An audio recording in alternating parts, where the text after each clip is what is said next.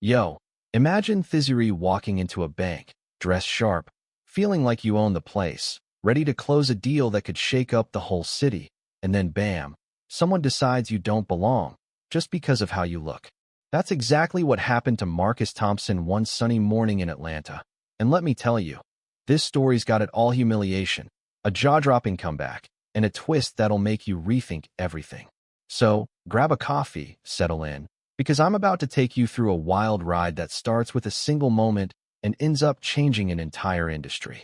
It's 9:55 a.m., and Marcus, 40 years old, steps onto the glossy marble floors of Peach State Bank, the kind of place that screams old money, chandeliers sparkling, columns so shiny you can see your reflection.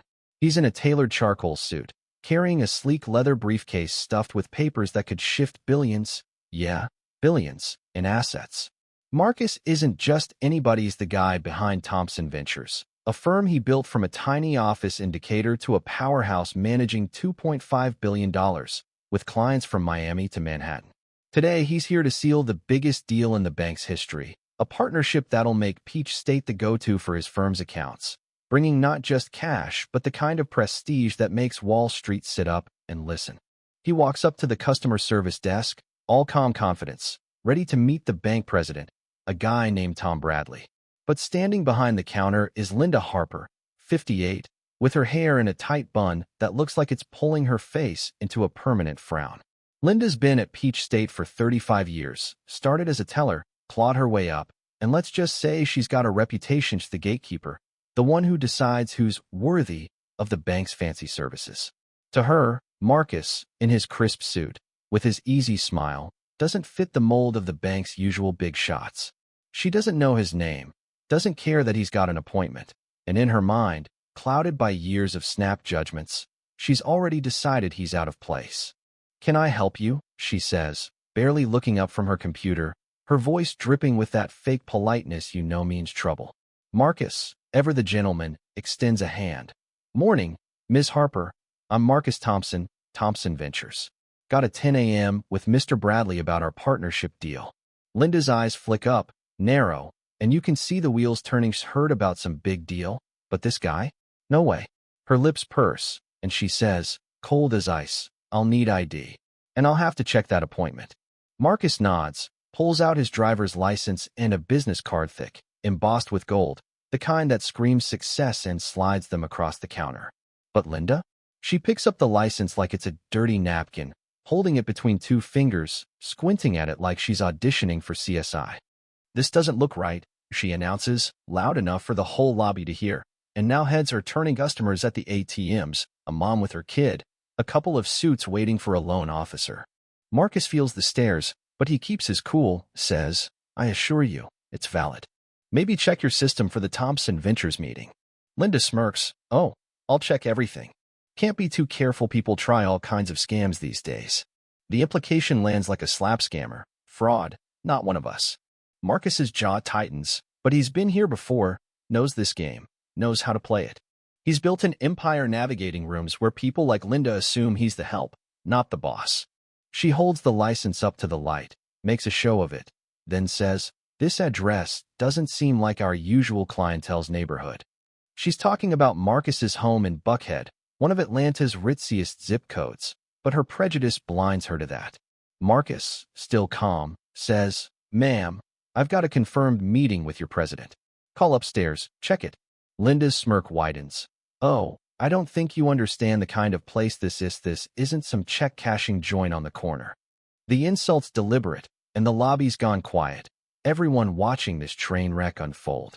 Marcus feels the sting, that old, familiar burn of being reduced to less than he is, but he's not about to let her win. "I understand exactly what kind of place this is," he says, voice steady, "which is why I'm surprised by the unprofessionalism. That hits a nerve." Linda's face flushes. "Don't you dare question my professionalism. I've been here longer than you've probably had a job." She's shouting now, drawing security guards' attention, but she's too far gone to care. And then, in a move that'll haunt her forever, she picks up Marcus's license, his identity, his dignity, and flicks it toward him like it's trash. The card sails through the air, clatters on the marble floor, and slides to a stop at his feet. The lobby freezes. A young woman at the ATM gasps. An older guy in a blazer shakes his head. Marcus stares at the license, his heart pounding, not with anger, but with the weight of this moment 2025, and he's still here, picking his dignity up off the floor. He bends down, slow, deliberate, picks up the card, slips it back into his wallet. When he stands, his eyes lock with Linda's, and there's a fire there, quiet but fierce. "Well," she says, arms crossed. "You gonna leave? Or do I call security?" Marcus doesn't flinch. "No need for security, but you might want to call Mr. Bradley." Linda scoffs. "I'm not calling anyone for you." Marcus nods, pulls out his phone, scrolls to Tom Bradley's cell, not the office line, the one reserved for VIPs. It rings twice. "Marcus, you here? Can't wait to sign this deal." Tom's voice booms through the phone, loud in the silent lobby. Marcus, calm as ever, says, "Morning, Tom. I'm in your lobby, but we've got a problem. Your rep, Ms. Harper, says I don't belong here. Threw my ID on the floor, wants me gone." You could hear a pin drop. Tom's voice cracks. "She did what?" "Threw it, Tom. Right in front of 30 people. Linda's face goes ghost twice, starting to get it. But it's too late. Tom's practically yelling. "Don't move. I'm coming down now." Marcus hangs up, looks at Linda, says, "That was Tom Bradley, your boss, the guy I was supposed to meet about a multi-billion-dollar deal." Linda mumbles, "You're lying." But her voice shakes. She knows she's screwed. The elevator dings, and out storms Tom Bradley, red-faced, with his VP, Carla Ruiz, and partnership guy, James Lee, trailing behind. They look like they're running to put out a fire, and they are. "Marcus," Tom says, hand out. "I'm so sorry. What the hell happened?" Marcus lays it out, calm but cutting. "I came for our meeting, and Ms. Harper decided I'm not Peach State material. Questioned my ID, insulted my address, tossed my license like garbage." Carla gasps. James looks like he might faint. Tom turns to Linda. "Is this true?" Linda stammers. "Two was following protocol. He seemed suspicious." Carla snaps. "Suspicious?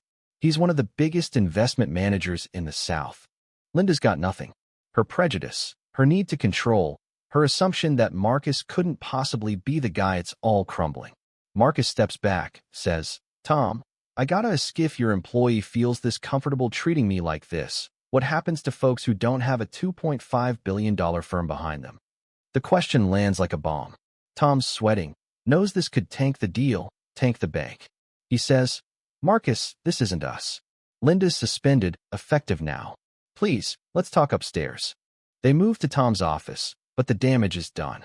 By noon, videos of Linda's stunt are blowing up online. Banking while black is trending, people sharing their own stories of being profiled at banks, stores, you name it. Marcus sits across from Tom, Carla, and James, who look like they're at a funeral. "Marcus," Tom pleads, "don't pull the deal. We'll fix this." Marcus leans back. "It's not just about me, Tom. Your employee didn't just wake up racist. She felt safe acting that way. What's that say about your bank?" Fast forward 24 hours. Marcus is in his office, 50th floor, staring out at Atlanta's skyline.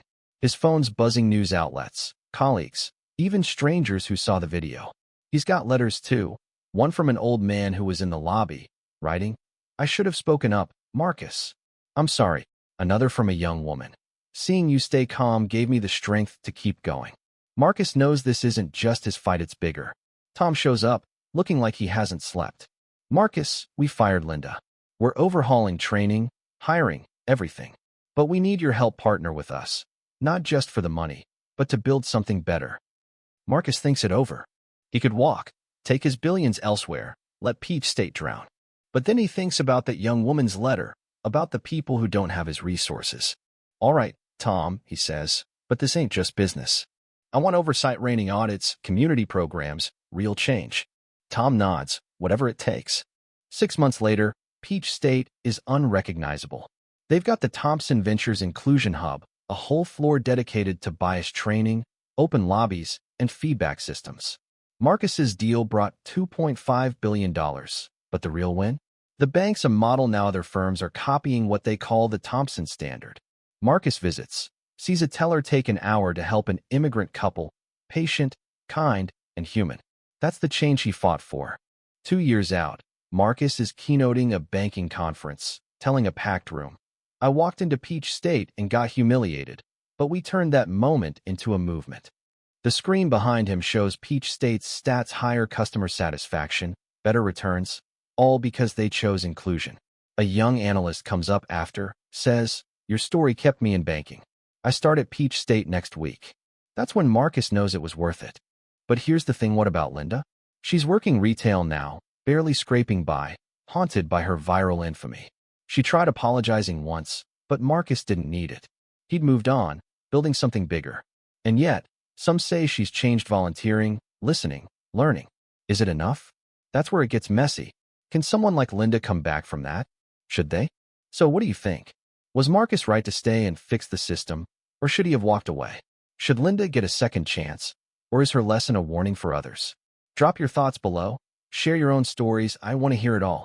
And if this hit you like it hit me, smash that like button, subscribe, and let's keep these conversations going. Peace.